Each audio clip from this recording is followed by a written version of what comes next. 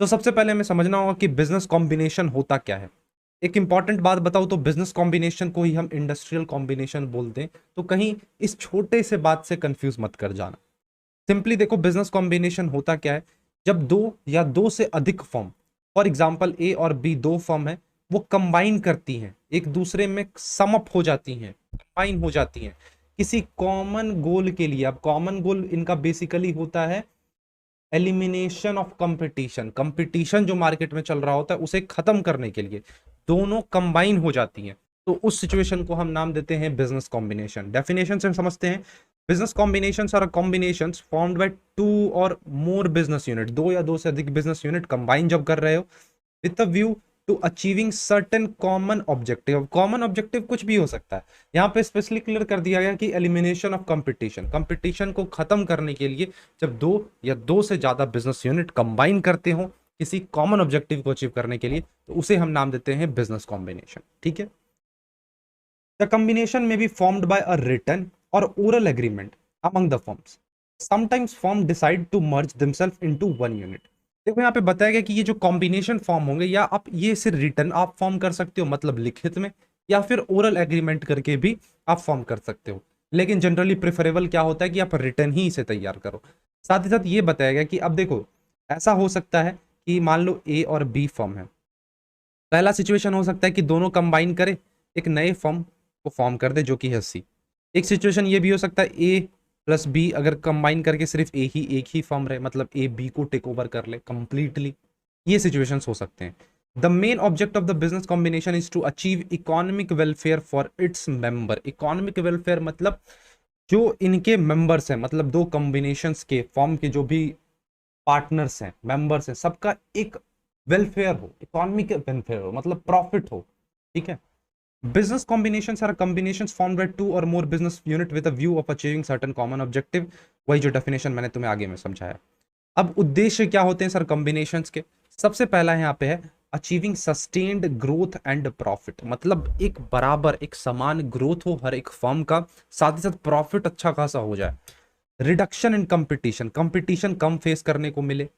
जो नए फर्म्स आएंगे उनके एंट्री में आप प्रिवेंशंस लगाओ, मतलब रेस्ट्रिक्शंस लगाओ, बैरियर्स क्रिएट करो, बैरियर्स क्रिएट करो, उन्हें मार्केट में आने से रोको। ये किसके थ्रू पॉसिबल हो पाया? कॉम्बिनेशन के थ्रू। मोनोपोली स्टेटस आप अच्छा आसानी से अचीव कर सकते हो। Undertaking large scale production and benefiting from economies of scale. अब तुम सोच कर देखो, दो फर्म कंबाइन हो चुकी हैं, इस इमेज को तुम पर्टिकुलरली देखो, यहाँ पे दो फर्म कंबाइन हो चुकी हैं, तो कहीं ना कहीं ये लार्ज स्केल पे प्रोडक्शंस कर रहे होंगे, क्योंकि ज्यादा इनके पास रिसोर्सेस अवेलेबल होंगे, बड़ी बड़ी फर्म्स में बड़ी बड़ी मशीनरीज होती हैं। ठीक है।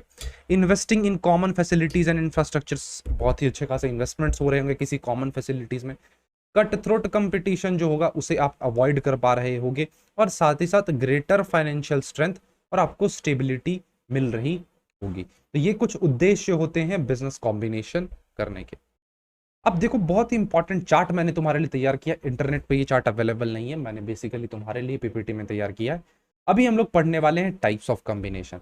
बिजनेस कॉम्बिनेशन में देखो बता देता हूं क्या क्या इंपॉर्टेंट है बिजनेस कॉम्बिनेशन में, लिख लेना तुम भी।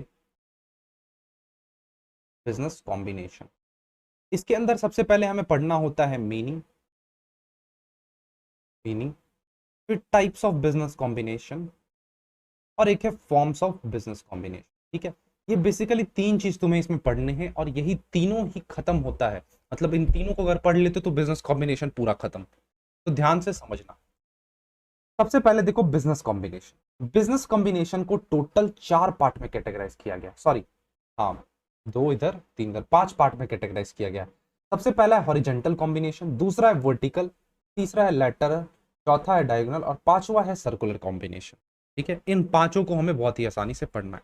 अब वर्टिकल कॉम्बिनेशंस के अंदर दो क्लासिफिकेशन है, एक बैकवर्ड और दूसरा है फॉरवर्ड। वही बात करूं लैटरल कॉम्बिनेशन की, तो इसके अंदर भी दो पार्ट्स हैं, एक डाइवर्जेंट लैटरल और दूसरा है कन्वर्जेंट लैटरल। सो इसे बहुत ही आसानी से हमें कवर करना है। सबसे पहला हमें समझना है हॉरिजेंटल कॉम्बिनेशन। क्या होता है सर हॉरिजेंटल कॉम्बिनेशन? डेफिनेशन एक बार देखो। When competing firms combine with a view to common policies in their operation, it is a case of horizontal combination. The primary motive is to remove the cut throat competition and enlarge the scale of their business operations. Simply यहाँ पे बताया गया है, जब दो या दो से अधिक फर्म कंबाइन करते हो with a common policies, common policy यहाँ पे होगा इन देयर ऑपरेशन, मतलब अपने ऑपरेशंस में, ऑपरेशन मतलब डे टू डे एक्टिविटीज जो हो रही हैं, प्रोडक्शंस वगैरह आप कर रहे हो, उसमें आप कोई कॉमन पॉलिसी लगा रहे हो, तो वो सिचुएशन है आपका हॉरिजॉन्टल कॉम्बिनेशन का। जब दो कंपीटिंग फर्म्स या दो से अधिक कंपीटिंग फर्म्स कंबाइन कर रही हो with a view of common policy, मतलब आप किसी एक चीज पे एग्री कर रहे हो दोनों, तो वो आपका हो जाएगा हॉरिजॉन्टल कॉम्बिनेशन। प्राइमरी उद्देश्य क्या होता है? कट थ्रोट कंपटीशन को खत्म करना, साथ ही साथ अपने स्केल ऑफ ऑपरेशन को, मतलब मास प्रोडक्शन की तरफ कह सकते हो तुम, मतलब अभी आप यहां प्रोडक्शन कर रहे हो, जब कंबाइन करोगे तो आप यहां प्रोडक्शन करोगे, तो यहां पे कहा, ये किस चीज का सिचुएशन है? Horizontal combination. इसे हम ट्रेड, पैरेलल और यूनिट कॉम्बिनेशन के नाम से भी जानते हैं, इंपॉर्टेंट एग्जाम्स में क्वेश्चन बनते हैं।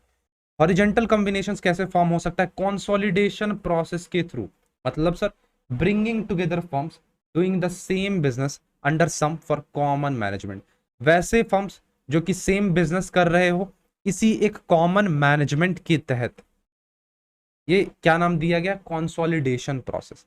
फॉर एग्जांपल तुम यहां देखो, sugar mill A, sugar mill B, sugar mill C, sugar mill D and sugar mill E, यहां पे मैनेजमेंट एक कॉमन होगा, और इन सबको जब आप साथ लाते हो तो एक मार्केट फॉर्म होता है। ठीक है, features of a horizontal combination, basically मैं तीन फीचर्स यहां डिस्कस कर ले रहा हूं। पहला, engagement in the same type और same line of a business, जैसा कि मैंने बताया कंसोलिडेशन प्रोसेस में कि इनका जो लाइन होगा वो सेम होगा, बिजनेस का टाइप कैसा होगा? सेम होगा, are the perquisites for the horizontal combination and this is the main characteristics of horizontal combination. दूसरा, सिंगल ओनरशिप होगा और कंट्रोल सिंगल होगा, दो ऑर्गेनाइजेशंस होंगे जो कि दोनों साथ आ रहे होंगे किसी सेम पर्पस के लिए, लेकिन इनके ओनर्स जो होंगे वो सेम होंगे। ठीक है, दो ऑर्गेनाइजेशंस रहेंगे, किसी सेम उद्देश्य के लिए आ रहे होंगे, लेकिन ओनर्स सेम होंगे। नेक्स्ट है, सेम टाइप ऑफ गुड्स यहाँ पे प्रोड्यूस हो रहे होंगे। Mostly horizontal combinations happens between two और more business organisations when their goods और प्रोडक्ट्स आर सेम, मतलब जिनका गुड्स और प्रोडक्ट्स दोनों ही सेम होगा। एग्जाम्पल्स हो गए sir, Indian sugar mill association, ACC, associated cement company, ये सारे किसके एग्जाम्पल्स हैं? हॉरिजॉन्टल कॉम्बिनेशन के। एक और एग्जाम्पल देख लो, cotton mill plus cotton mill is equals to market, तीन कॉटन मिल एक साथ आ रहे हैं, मार्केट फॉर्म कर रहे हैं। नेक्स्ट आता है यहाँ पे वर्टिकल कॉम्बिनेशन। अब कॉम्बिनेशन की जगह तुम इंटीग्रेशन वर्ड भी यूज कर सकते हो। क्या है sir? Vertical combination is the combination of forms in successive stages of the same industry. Successive की जगह तुम डिफरेंट स्टेजेस भी बोल सकते हो, किसी एक इंडस्ट्री के डिफरेंट डिफरेंट अलग अलग स्टेजेस में जब कोई कॉम्बिनेशंस हो रहे हो, उस सिचुएशन को नाम दिया जाता है vertical combination. It implies the integration of the various process of an industry. इसे हम इंडस्ट्री सीक्वेंस और प्रोसेस कॉम्बिनेशन के नाम से भी जानते हैं। Vertical integration implies combination under single control of a firm engaged in the different process for manufacturing a given product। जैसे कि एक स्टील फर्म के बारे में यहाँ बताया गया है, मे ऑब्जॉर्ब अ कोल फर्म और a weaving firm may be absorb और may be absorbed by the spinning firm. इस चार्ट में देखो, यहाँ पे कॉटन इंडस्ट्री है। अब कॉटन इंडस्ट्रीज में गिनिंग का काम हो रहा है, स्पिनिंग का काम, वीविंग का काम और मार्केट एंड प्रमोशन का काम। इंडस्ट्री एक ही है, लेकिन अलग अलग स्टेजेस पे काम यहाँ पे हो रहा है, जो कि मार्केट फॉर्म करने में मदद कर रहा है। तो ये किसका एग्जाम्पल है? Vertical combination. अब वर्टिकल कॉम्बिनेशन के उद्देश्य दे रखे हैं, जैसे कि सबसे पहला है to eliminate the wasteful and unnecessary expenses जो कि इन्वॉल्व होते हैं आपके प्रोडक्शन प्रोसेस में, साथ ही साथ कनेक्टेड प्रोसेस अगर आप सेपरेटली करते हो, अलग से करते हो, तो उसमें मिडिल मैन के जो फंक्शनिंग में खर्चे आते हैं उसको आप एलिमिनेट कर सकते हो। तो secure economies in marketing, advertising and transport, मतलब जो आपका मार्केटिंग होगा, एडवर्टीजमेंट आप करोगे, ट्रांसपोर्ट फैसिलिटीज जो आप यूज करोगे वो कहीं ना कहीं चीपर होगा। To maintain control over the quality of raw material, आपकी रॉ मटेरियल का क्वालिटी, फिनिश प्रोडक्ट का क्वालिटी बहुत ही अच्छा निकल कर आएगा अगर आप वर्टिकल कॉम्बिनेशन यूज करें। इसके दो टाइप्स दे रखे हैं, पहला है बैकवर्ड और दूसरा है फॉरवर्ड इंटीग्रेशन। बैकवर्ड इंटीग्रेशन क्या है sir? It implies going to the source of raw material. It involves setting up or acquiring facilities or organizations for productions of raw material and component to ensure smooth production. जैसे क्या तुम्हें बोला, it implies going to the source of raw material के source तक पहुंचना। Example दे रखा है, Nirma has set up a plant for manufacturing basic raw material required for producing detergent. अब निरमा कंपनी है, तो बैकएंड में उसके लिए एक उसने कंपनी सेट कर रखा होगा, एक प्लांट सेट कर रहा होगा जहां पे रॉ मटेरियल बन रहा होगा डिटर्जेंट के लिए। ऐसा तो है नहीं कि निरमा का जो आउटलेट है उसी में सब कुछ होता है, नहीं है ना। निरमा यहाँ पे एक डिटर्जेंट कंपनी का मैं एग्जांपल दे रहा हूँ, तुम सर्फ एक्सेल ले सकते हो। तो वो उसने अपना एक प्लांट मैन्युफैक्चरिंग के लिए, जो कि बेसिक रॉ मटेरियल मैन्युफैक्चर कर रहे होंगे, उसके लिए उसने सेटअप कर रखा है। तो ये एग्जांपल हो सकता है आपके वर्टिकल में बैकवर्ड इंटीग्रेशन का। अब जैसे कि टिस्को, अब इसे आयरन और माइंस चाहिए होता है, तो इसने अपना एक प्लांट अलग से सेट कर रखा है। टाटा टी को टी गार्डन्स चाहिए होते हैं उसके टी के लिए, तो उसने टी गार्डन बना रखा है पीछे में। तो ये हो गया बैकवर्ड इंटीग्रेशन। फॉरवर्ड इंटीग्रेशन क्या है सर? फॉरवर्ड इंटीग्रेशन का सिंपल मतलब कहो तो getting closer to the consumer. जैसे कि आप वेरियस आउटलेट सेट कर रहे हो, टाटा टी की बात करूं तो टाटा टी ने शहर में अलग अलग आउटलेट सेट कर रखे हैं, जिसकी मदद से वो गुड्स को कस्टमर तक पहुंचा रही है। मतलब कस्टमर के क्लोज आते जा रही है, फॉरवर्ड आते जा रही है। तो ये एग्जांपल है फॉरवर्ड इंटीग्रेशन का। ठीक है, क्लियर है। आगे आता है यहाँ पे lateral combination. Lateral combination sir क्या है? It refers to the combination of those firm जो कि मैन्युफैक्चर कर रहे हों अलग अलग प्रकार के प्रोडक्ट्स, लेकिन कहीं ना कहीं वो एलीड इन द नेचर हो, कुछ हद तक सिमिलर हो। Lateral combination in business refers to the combination of firms engaged in the manufacture of allied products. It is the combinations of a firm producing products which are connected in some way. मतलब कहीं ना कहीं एक दूसरे से मिल रहे हो, different भी हो, डिफरेंट काइंड्स के, अलग अलग काइंड्स के प्रोडक्ट्स हो। मान लो ए फर्म किसी अन्य प्रकार के गुड्स प्रोड्यूस कर रहा है, बी कोई दूसरा प्रोडक्ट प्रोड्यूस कर रहा है, लेकिन कुछ हद तक मिलते हो।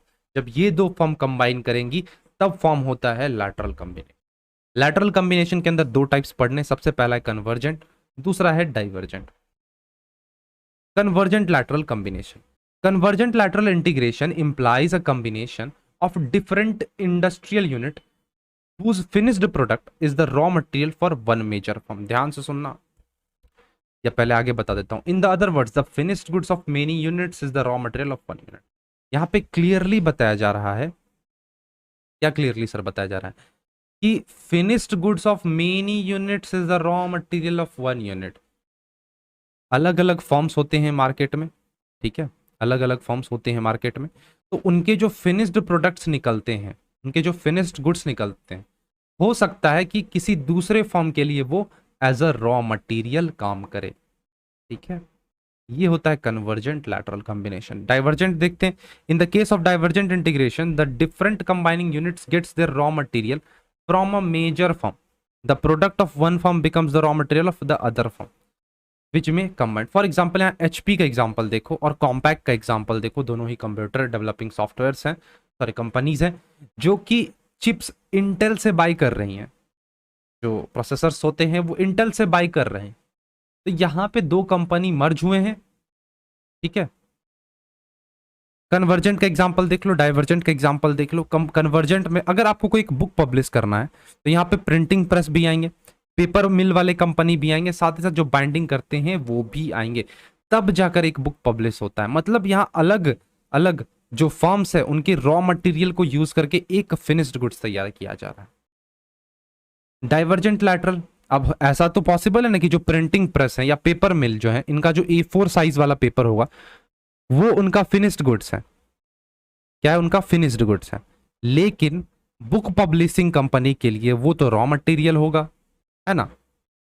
बात कर लो डाइवर्जेंट लैटरल की, तो यहाँ पे स्टील मिल है, तो स्टील मिल में ट्यूब भी फॉर्म होगा, वायर्स भी बनेंगे, नेल्स भी तैयार, कीले जो होती हैं वो तैयार होंगे। अब बारी आती है डायगोनल कॉम्बिनेशन की, इसे हम सर्विस इंटीग्रेशन के नाम से भी जानते हैं। ठीक है, इसमें देखो क्या किया गया है, बताया गया है तुम्हें। Diagonal integration come into existence when a unit providing auxiliary goods and services to industry is combined with a unit engaged in the main line of a production. For example, steel company. अब steel company में transport company की भी need होगी, power generation company की भी need होगी, साथ ही साथ रिपेयर्स ऑफ मेंटेनेंस की भी जरूरत होगी।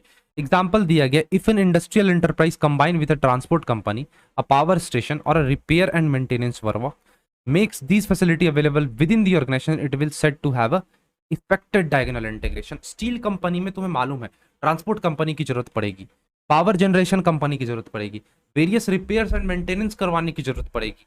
तो यहाँ पे तीन अलग अलग फर्म्स जुड़ के एक फर्म की मदद कर रहे हैं, तो ये एग्जांपल है डायगोनल कॉम्बिनेशन। नेक्स्ट आता है circular combination, when firms belonging of different industry and producing all together different products, अलग अलग इंडस्ट्री से बिलोंग करते हो, अलग अलग प्रोडक्ट्स बनाते हो और वो कंबाइन कर रहे हो under the single banner of a central agency, तो उसे तुम मिक्स्ड या फिर सर्कुलर कॉम्बिनेशन बोल सकते हो।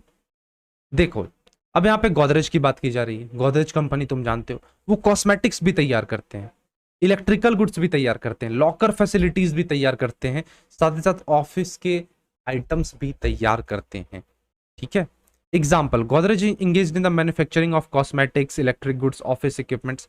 The object is to secure the benefit of large scale operations arising out of corporations। ठीक है, if in a cement factory, a steel mill, sugar mill and a leather firm, ये जब तीनों combine कर देंगे तो ये भी सर्कुलर कॉम्बिनेशन का एग्जाम्पल निकल कर आएगा। ठीक है, तो हमने टाइप्स ऑफ कॉम्बिनेशन पढ़ लिया, आई होप तुम्हें हर एक चीज समझ आया होगा। अब हमें पढ़ना है forms of a business combination. इसमें इतने सारे चीजें हमें पढ़नी है तो बहुत ही आसानी से समझेंगे। Forms of a business combination, सबसे पहला यहाँ पे सिंपल एसोसिएशन, दूसरा है फेडरेशन और तीसरा है कंसोलिडेशन। सिंपल एसोसिएशन के अंदर तीन चीजें, gentleman's agreement, chamber of commerce और ट्रेड एसोसिएशन। फेडरेशन के अंदर दो चीजें, pools and cartels. Complete consolidation के अंदर तुम्हें एमलगमेशन समझना है और मर्जर समझना है, और पार्शियल कंसोलिडेशन के अंदर ट्रस्ट, कम्युनिटी ऑफ इंटरेस्ट और होल्डिंग कंपनी। ठीक है, इन सारी चीजों को हमें समझना है, एक एक करके समझते हैं। एसोसिएशन क्या है सर? एसोसिएशन कह लो, सिंपल एसोसिएशन कह लो, when business units combine to attain some purpose without surrendering their autonomy is known as association. ध्यान से देखना, विदाउट सरेंडरिंग देयर ऑटोनॉमी मतलब अपने पार्स को, अपने पावर को बिना सरेंडर किए हुए जब कुछ बिजनेस यूनिट्स कंबाइन करती हैं किसी कॉमन पर्पस के लिए या सम पर्पसेस के लिए, तो उसे नाम दिया जाता है एसोसिएशन। एसोसिएशन के अंदर सबसे पहले समझो trade association. Under trade association, business units engaged in a particular trade generally come together and discuss the matters for the promotions of their economic and business interest। मतलब कुछ बिजनेस यूनिट्स जो कि किसी पर्टिकुलर ट्रेड में लगे हुए हो, वो साथ आते हैं और एक पर्टिकुलर मैटर पे डिस्कस करते हैं, जैसे कि अपने वो इकोनॉमिक वेलफेयर के बारे में सोचते हैं, बिजनेस इंटरेस्ट के बारे में सोचते हैं, तो उसे नाम दिया जाता है ट्रेड एसोसिएशन। जनरली ये टेरिटरी बेसिस पे फॉर्म किए जाते हैं। Such association is organised on a non profit basis and is essentially educational, मतलब इनका प्रॉफिट उद्देश्य नहीं होता है, एजुकेशन उद्देश्य होता है। Sometimes the association may representations to the government to safeguard the interest of a trade or an industry। कुछ ज्यादा इसमें नहीं है। नेक्स्ट है chamber of commerce. Chamber of commerce को as a simple of association के अंदर आता है। चैम्बर ऑफ कॉमर्स क्या, एक वॉलंटरी एसोसिएशन है इनका पर्संस का, जो कि कनेक्टेड हो आपके कॉमर्स से, ट्रेड से और इंडस्ट्री से। अब ये कॉमर्स, ट्रेड, इंडस्ट्री, ये सारी चीजें तुम्हें मालूम होंगी। These are formed with the object of promoting and protecting the interest of a business and business communities in a region, country or even in the world as a whole। मतलब इनका जो उद्देश्य होता है, क्या होता है? To promote and protect the interest of a business houses। ठीक है, their function include promoting, supporting or opposing legislative or other measures affecting the trade interest, the members, the collection and disseminations of information concerning trade, commerce, etc to the members. मतलब उस combination के उसमें जो जो members हैं उनको promote करना, उनको सपोर्ट करना, साथ ही साथ इंफॉर्मेशन को डिसिमिनेट करना, मतलब पहुंचाना उन तक। ठीक है, इनफॉर्मल एग्रीमेंट इंपॉर्टेंट तो नहीं है लेकिन जान लो, it involves the exchange of promises among the members regarding restrictions of output, fixation of a prices. इसे हम जेंटलमैन्स एग्रीमेंट भी बोलते हैं, प्राइस कॉम्बिनेशन भी बोलते हैं और वर्किंग एग्रीमेंट भी बोलते हैं। ये 3 नाम इंपॉर्टेंट है, हाईलाइट कर लेना, जेंटलमैन्स एग्रीमेंट, प्राइस कॉम्बिनेशंस और वर्किंग एग्रीमेंट। ठीक है, it is the only the moral duty of business units to keep the promise, मतलब ये जनरली अपना एक अपने मेंबर्स के अमंग प्रॉमिस रखते हैं regarding the restrictions of output, fixation of price, मतलब कितना हमने फिक्स कर लिया, यही प्राइस हम चार्ज करेंगे। ठीक है, आउटपुट में इतने रेस्ट्रिक्शंस लगे होंगे। सो नेक्स्ट यहाँ पे निकल कर आता है फेडरेशन। फेडरेशन क्या है? ये एक अलायंस है इंडिपेंडेंट बिजनेस का इनटू एन एसोसिएशन। जैसे कि पूल्स हो गए, कार्टल्स हो गए, ये सारी चीजें इसमें हमें पढ़ने हैं फेडरेशन के अंदर। तो फर्स्ट है यहाँ पे पूल। पूल क्या है सर? ये एक फेडरल कॉम्बिनेशन है in which combining units cooperate करते हैं एक दूसरे को for common matters and retain their considerable internal autonomy, मतलब यहाँ पे जो भी फॉर्म्स होंगे वो एक दूसरे को कोऑपरेट कर रहे होंगे without losing their internal autonomy, internal parts, internal में जो अपने ऑर्गेनाइजेशन के अंदर जो भी पार्ट्स हमारे होंगे। इंपॉर्टेंट चीज यहाँ पे हाईलाइट करता हूं, नोट कर लेना। ठीक है, born in USA in 1840, question बनता है। हॉरिजेंटल इन नेचर होता है। ठीक है, किनके द्वारा डेवलप किया गया था? आर.एन. वुंस के द्वारा ये डेवलप किया गया था। तो ये सारी चीजें इंपॉर्टेंट है, याद रखना। नेक्स्ट आता है कार्टल। कार्टल क्या है sir? A pool having some common sales agency. Pools के अगर कुछ कॉमन सेल्स एजेंसी होंगे तो उसे नाम दिया जाता है कार्टल। ठीक है, ये जर्मनी में ये बॉर्न हुआ था ये वर्ड, और इसे हम चाइल्ड ऑफ डिस्ट्रेस के नाम से भी जानते हैं। The object of a cartel is to eliminate competition by forming federation of producers that pool the output, fixes the price and sell the products. ठीक है, कुछ जानने जैसा इसमें नहीं है ज्यादा, सिंपली यहाँ पे बताया कि कार्टेल जो होता है वो कंपटीशन को एलिमिनेट करता है बाय फॉर्मिंग फेडरेशंस। नेक्स्ट आता है consolidations. The last form of a combination is consolidation. This form involves the highest degree of integration. Consolidation दो टाइप्स के होते हैं, पार्शियल और कंप्लीट कंसोलिडेशन।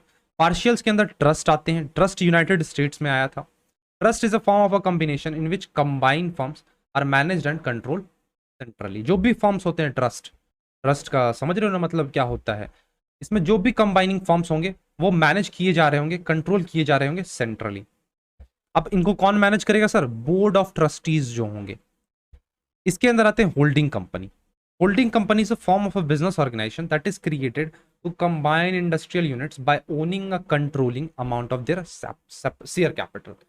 होल्डिंग कंपनी क्या? ये फॉर्म ऑफ बिजनेस ऑर्गेनाइजेशन है जो कि क्रिएट किए जाते हैं और कंट्रोल किए जाते हैं उनके शेयर कैपिटल को होल्ड करके, मतलब उनका जो शेयर कैपिटल होगा, शेयर कैपिटल के जितने भी अमाउंट्स होंगे उनको क्या करेंगे? इंडस्ट्रियल यूनिट्स जो भी होंगे उन्हें कंट्रोल कर लें।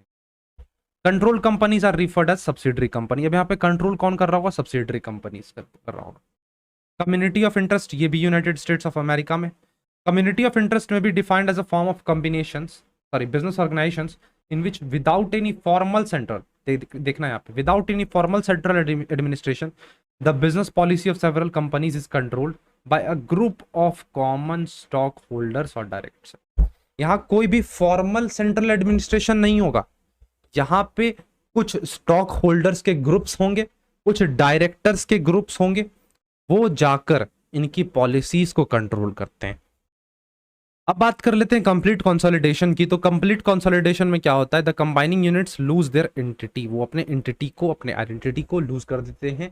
इसके अंदर ट्रस्ट है, मर्जर है, एमलगमेशंस है। ट्रस्ट क्या है sir? Is a form of a combination in which combined forms are managed and control centrally by retaining their separate entity. वैसे जनरली ये हमने पार्शियल कंसिडरेशन में पढ़ा, तो यहाँ पे इसे स्किप कर दो तुम, यहाँ पे इसे स्किप कर दो। मर्जर यहाँ आ गया। Merger takes place when two और more organisations merge and their operations are absorbed by new organisation. देखो यहाँ पे गलती दी गई है, इसे कट कर दे रहा हूं मैं। यहाँ पे क्या होता है? मर्जर में दो फर्म्स हैं, तो ए और बी दो फर्म्स है, दोनों मर्ज करना चाहती हैं। तो जो स्ट्रॉन्गर फर्म होगा, मान लो ए फर्म स्ट्रॉन्गर है, वो सिंपली क्या करेगा? बी का टेक ओवर कर लेगा। नया फर्म तैयार हो जाएगा, ए, बी खत्म हो जाएगा पूरी तरह से। एमलगमेशन में क्या होता है? दो फर्म्स होती हैं, ए प्लस बी, दोनों मर्ज करना चाहती हैं। क्या किया जाता है? एक नया फर्म फॉर्म किया जाता है सी नाम से, मतलब दोनों का एंटिटी को, आइडेंटिटी को खत्म कर दिया जाता है। Amalgamation is an arrangement where two or more companies consolidate their business to form a new firm or become a subsidiary of any one of the companies. ठीक है, तो ये amalgamation है। इनके बीच एक डिफरेंस चार्ट दे रखा है, ये तुम्हारे लिए होमवर्क कर लेना, बेसिक्स है, कुछ ज़्यादा इसमें बताया नहीं गया है, जैसे कर लोगे हो जाएगा। तो आज की इस वीडियो में मैंने तुम्हारे साथ कंप्लीटली बिजनेस कॉम्बिनेशन को डिस्कस करा। आई होप तुम्हें ये वीडियो बहुत ही अच्छा लगा होगा। बहुत ही डिटेल तरीके से मैंने इसमें हर एक बातें को तुम्हारे सामने रखा है, वेरियस चार्ट्स तुम्हारे सामने मैंने डाले, मेरी मेहनत लगी इस चीज़ को बनाने में। तो वीडियो को लाइक किए बिना बिल्कुल मत जाना।